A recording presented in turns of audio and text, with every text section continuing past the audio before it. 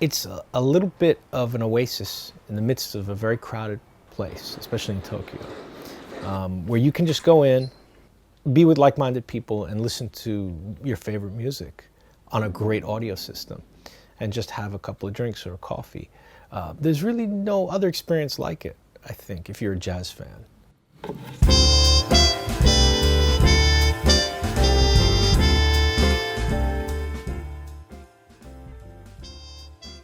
After World War II, jazz kissetens began to pop up in Tokyo at a time when foreign jazz records, made popular by US soldiers, were expensive and very hard to find.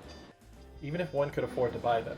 playing it with any volume at home was frowned upon by the neighbors. Soon, cafes began to offer people a way to listen to newly imported records at very high volumes.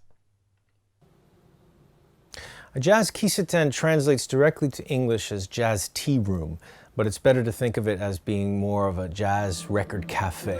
It's places where customers come to listen to records, basically. And it's a phenomenon that only exists in Japan. Over time, as Japan moved into the 60s, these cafes, which were often located in university neighborhoods or the nighttime districts, the cafes became places where students would gather because you could come and order a coffee or a drink and stay for hours. And the owners would have thousands of records. At their height, dozens of kisa cafes sprung up around many central train stations like Shibuya and Shinjuku. It was the sought-after social scene, and one could listen to the latest Miles Davis record on a high-quality sound system for the price of a cup of coffee. And this was a tradition that carried on in Japan long after the war. もともと私はこの店に通っていたんですけども、当時は別にジャズを聴くという目的ではなく、ただ単純にコーヒーを飲みに来るという目的でこの喫茶店には通っていました。この店に通い続けることでジャズを聴き続けジャズに耳が馴染んでいった。もう僕もやっぱこの店に通い始めて結構いろんなあっち側のカウンター席でいろんな方と知り合えていろんな横浜のことを教えてもらってでジャズのことも教えてもらってジャズだけじゃないいろんな映画やら音楽やら、ね、そういうもろもろの話をしてで結構見聞が広がったというか世界が広がったっていう感謝の念ってわけじゃないんですけどそういうコミュニティとして僕は捉えてたんですね。Yoshihisa has managed to give back to his community. In 2016, he left his job and took over this kiseten when the previous owner retired.